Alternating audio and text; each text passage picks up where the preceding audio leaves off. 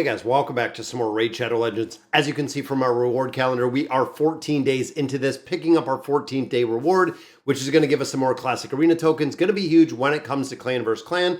In today's video, I want to look at Apothecary. Now, this is a champion that we recently just summoned. A lot of players said, really invest in the champion, really build out the champion. And I want to break through and show you exactly why. So let's go ahead. We'll go to the shop. We'll pick this one up. It usually appears right towards the end of this.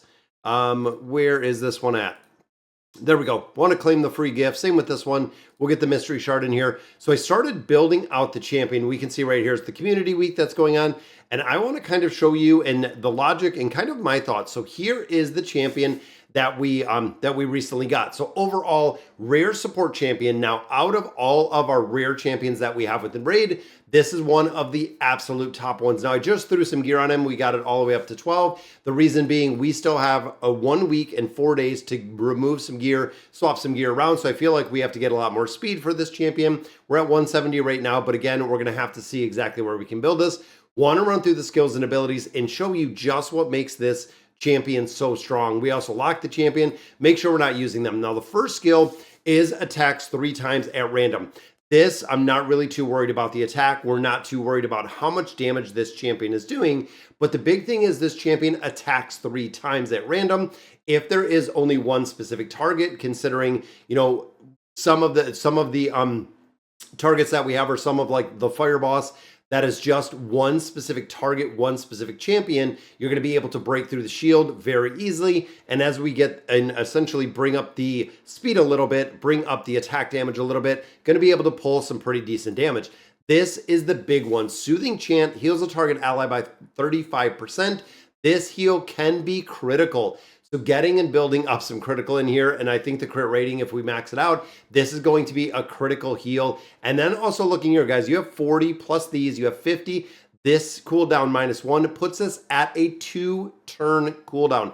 Think about that. Heals a target ally by 50% of the HP, which can crit with a 2-turn cooldown when you have this booked out. Kind of incredible with this A2, seeing how strong it is. And then the icing right on the top, places a 30% increased speed buff on all allies for 2 turns. Also fills the turn meter by 15%. Again, looking at 5 turns booked out, it's at 3 turns to have this up time and time and time again. This is going to be imperative, and this is super important when it comes to a lot of different game modes. We know speed is the absolute top stat that we have within Raid. You want to make sure that you're building out champions with speed, putting gear on there that have speed. There are a lot of things in here, again, super important. Now, one thing to note is when you look at the speed buff, when you also look at the Soothing Chant, neither of them, from my understanding, are going to be important or really focus on building out accuracy. Now, accuracy really relays onto landing anything onto an enemy target, such as a debuff, Apothecary, hard to say, Apothecary.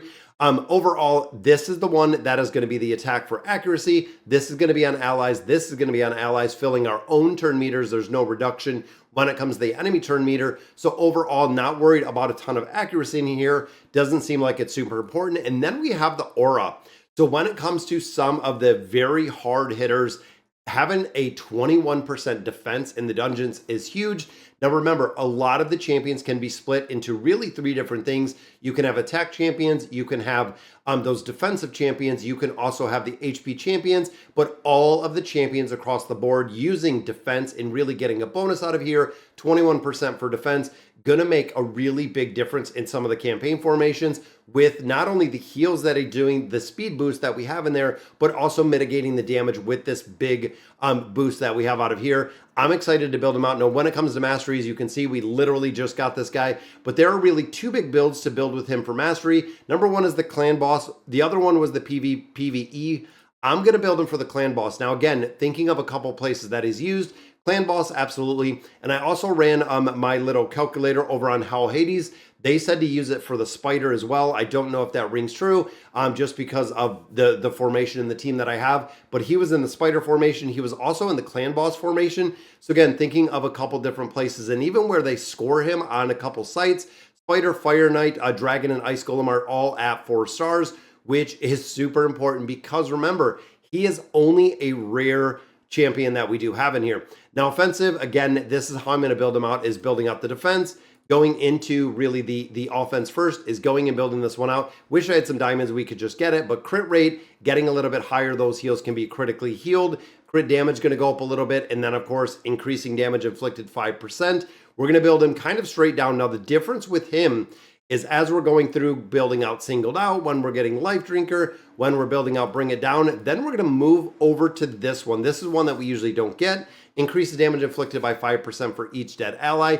And the reason is, as we're moving down here to the arena, the big one we're looking for in here is Giant Slayer. Now, players have said this is an absolute game changer when it comes to boss formations. 30% chance of inflicting bonus damage when attacking. Bonus damage is equal to 7.5% of the target's max or champion's max, or 3% of the target's max HP when attacking a boss. This is going to be a lot of extra damage when we have the multiple hits. Bonus damage can occur on each hit of the skill. He's attacking 3 different times, but does not count as those extra hits. And then when we build out the defensive tree, we're going to go down here to where we can counterattack and get really 2 of these retaliation buffs right here with retribution, and then building out deterrence. Going to be super important to build this champion out. Again, getting to the point of actually having the champions within raid. And I was looking and really breaking this down on the champions that we do possess. A lot of players were kind of pinpointing a couple champions that we needed to build. He was absolutely one. Now, another one that they were also looking at was the Crimson Slayer. So if you're familiar with the Crimson Slayer, this champion actually has a multitude of attacks as well. 3 attacks random, and placing that sleep buff. Big thing in here right here is the big one with the Crimson Slayer. Again, looking at another rare champion. Attacks one enemy, has a 50% chance of decreasing the target's meter by 50%. Then look at the Ascended skill, 70% chance to decrease the meter. And then when you add it up down here, I mean 15, 25, that is another 30. That puts us at 100% chance to decrease the target's turn meter by 50%. That is massive. If you're running through the skills, if you stack him with a little bit of speed, he's going to burn through a ton of different places, or she's going to burn through. And then we also do have that heal reduction in here. Again, very, very nice, very, very concrete build with some of these champions as we continue to kind of build them out. Now, this was the reset that we just got. I am not buying any gear on here. I'm not buying anything. We're going through the dailies because I want to show you exactly where we're kind of at with the tournaments itself. Right now, we finished all of our 40s. They are maxed out at 40, 4 stars at level 40, so they're maxed out. We set in our brand new set of level 18s, which you can see right here. Getting these up to 40, we are recycling like crazy in here. And then when it comes to the tournament and when it comes to the event, Spider, I'm going to farm up a couple more stages of the Spider to go ahead and get that Titan event coins. We're at, I believe, 16, 17. So we're at 1,700. We're 55 points shy of getting our tokens right here, our Titan tokens. And then we also do have the Fire Knight that is coming up. Absolutely one of the big reasons why I wanted to build out some of these multi-attackers is with the Fire Knight tournament. Now, the event itself, champion training event, we're almost to this 3rd row. We're getting there. Guys, we're at, what, 34? I think that's around 34. Yeah, 34 right here. We still have a few more days to hit that 5,000. Going to be able to hit that pretty easy within the next 2 days. Then we also have Dungeon Diver, which is the Titan event. This has been through regular gameplay. As I've been going through and farming up the Spider, we've been getting a lot of chests. We've been getting a lot of resources out of here as we continue to get those Titan points. And this one might be a little bit of a stretch to get to 3,700, considering we only have 2 days left and we're almost at 1,000. So, I mean, 3,700, might have to get some energy, might have to buy some out of the clan shop and a couple other places where it's available to actually build them up a little bit further. But we need to continue making our progression. And guys, this is completely free to play. As we're going through here, we're getting a lot more of our gems, burning through a lot of those, doing the quests, doing the dailies, also doing the advanced quests in here really does make a difference when you're stacking up the full energy potions that you have in a multitude of places.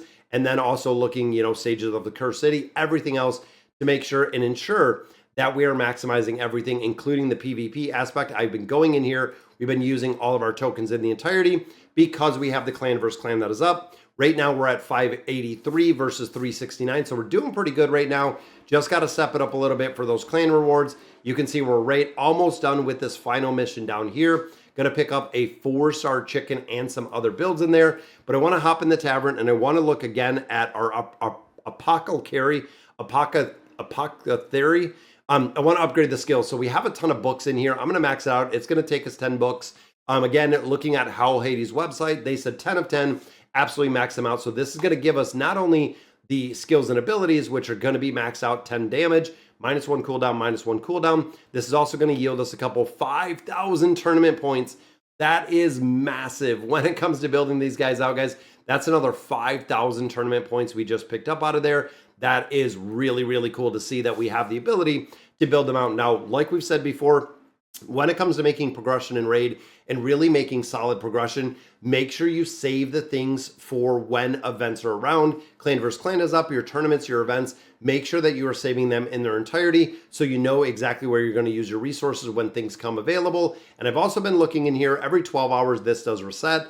I'm just saving all of my resources again up here, waiting to get some of the champions that I actually do possess. I'm not going to go in here and buy some recommendations, but overall saving it to get it and put perfect souls or those perfect souls on some of the champions that we actually do possess. Rest of the summoning, we are just saving in here. As much as I like the progression reward, I feel like I'm not going to have the ability, or I'm not going to get to the point of getting some decent champions. I want to wait till we have that 2x summons, which I'm hoping is going to overlap with some of the events that we have in here with the community week, and also building out some of those champions in themselves. All right, guys, so that is going to do it for today's video. Let me know in the comments what you guys think about the new hero. And as always, thank you guys for watching.